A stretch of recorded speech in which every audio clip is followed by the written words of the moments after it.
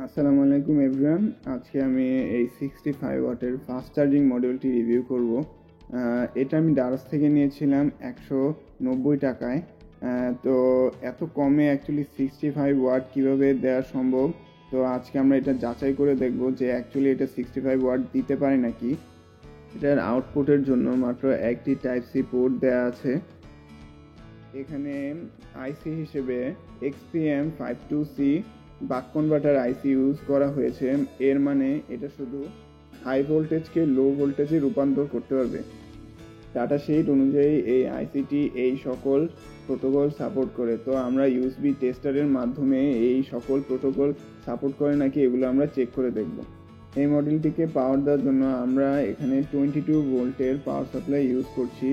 আপনারা চাইলে 30 ভোল্টের পাওয়ার সাপ্লাই ইউজ করতে পারেন। পাওয়ার সাপ্লাইয়ের তার দুটি আমি এখন মডেলটির সাথে সংযোগ করে নিলাম সোল্ডারিং আয়রনের মাধ্যমে। এই মডেলটি কোন কোন প্রোটোকল সাপোর্ট করে এটি চেক করার জন্য একটি ইউএসবি টেস্টার আর একটি type C to type C cable use করব এখন।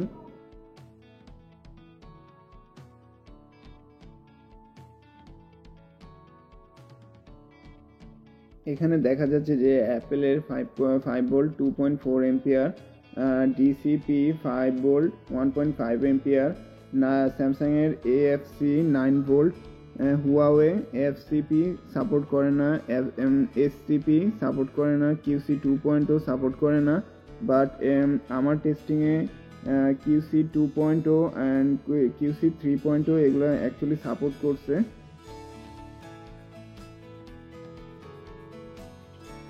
এখানে দেখা যাচ্ছে যে PD 3.0 অর্থাৎ 65 ওয়াট পর্যন্ত এই মডেলটি সাপোর্ট করে।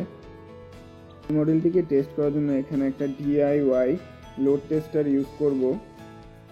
এই মডেলটিকে ইউএসবি টেস্টারের মাধ্যমে বিভিন্ন ভোল্টেজে ট্রিগার করে দেখব যে অ্যাকচুয়ালি এটা কি পরিমাণ এম্পিয়ার দিতে পারে।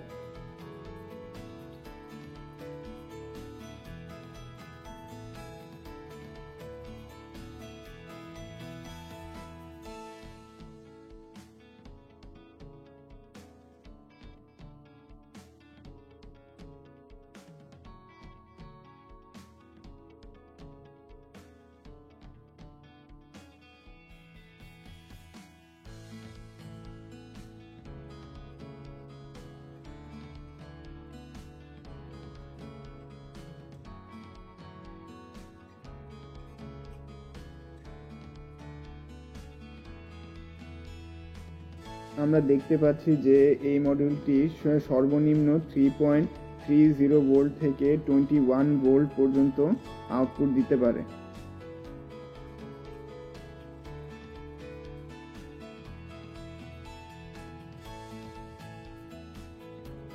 এখন ধীরে ধীরে লোডের পরিমাণ বাড়াবো, দেখবো যে অ্যাকচুয়ালি 9 ভোল্টে এটা কি পরিমাণ এম্পিয়ার দিতে পারে।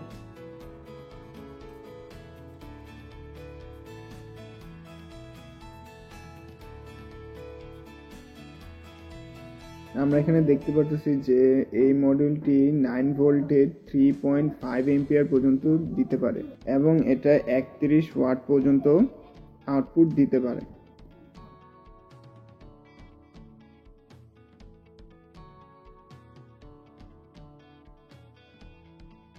আমরা এই মডিউলটিকে 12 ভোল্টে ট্রিগার করে দেখব যে এই মডিউলটি 12 ভোল্টে কত এম্পিয়ার এবং কত ওয়াট পর্যন্ত এটা দিতে পারে।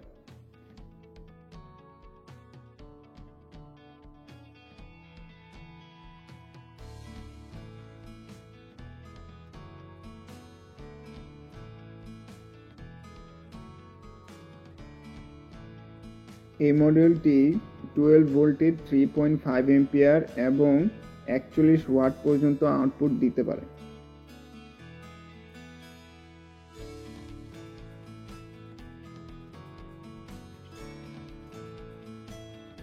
আমার লোড টেস্টারটি অ্যাকচুয়ালি 15 ভোল্ট 2 এম্পিয়ার পর্যন্ত কাজ করে। এর থেকে বেশি লোড দিলে এটা অ্যাকচুয়ালি নষ্ট হয়ে যাবে। তো আমি অ্যাকচুয়ালি দেখাতে পারছি না, আমি অত্যন্ত দুঃখিত। বাট আমার টেস্টিংয়ে এই মডেলটি 15 ভোল্ট 3.5 এম্পিয়ার এবং 20 ভোল্ট 3.5 এম্পিয়ার দিতে পেরেছে, মানে এটা অ্যাকচুয়ালি 65 ওয়াটেরও বেশি আউটপুট দিতে সক্ষম। এখন একটি ফোনকে আমরা চার্জ দিয়ে দেখব যে এই মডেলটি অ্যাকচুয়ালি ফোনকে ফাস্ট চার্জ করতে পারে নাকি।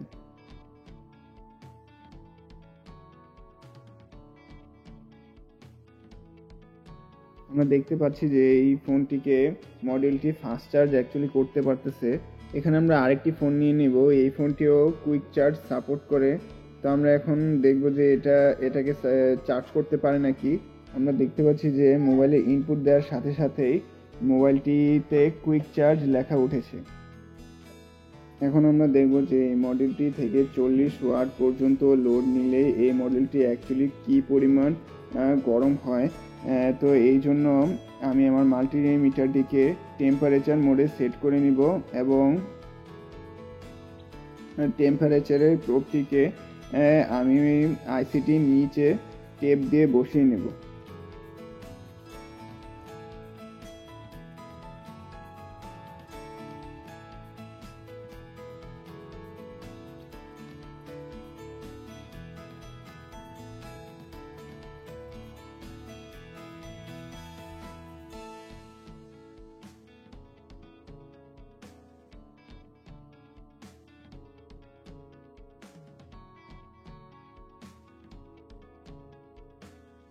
অনেকের মনে হতে পারে যে এটা অ্যাকচুয়ালি আমি সেলসিয়াসে না ফারেনহাইটে সেট করে রাখছি, বাট এই যে এখানে দেখাচ্ছি যে অ্যাকচুয়ালি এটা ফারেনহাইটে না সেলসিয়াসে আছে।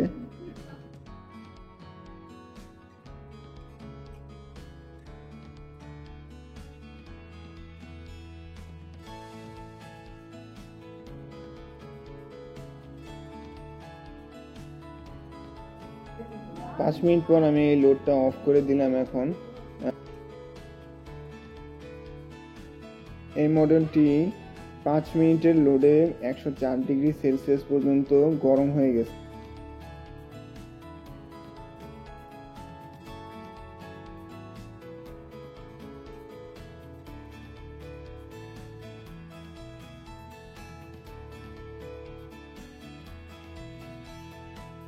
এটা এত অ্যাকচুয়ালি গরম হয়ে আছে যে আমি এখন এটা ধরতে পর্যন্ত পারতেছি না।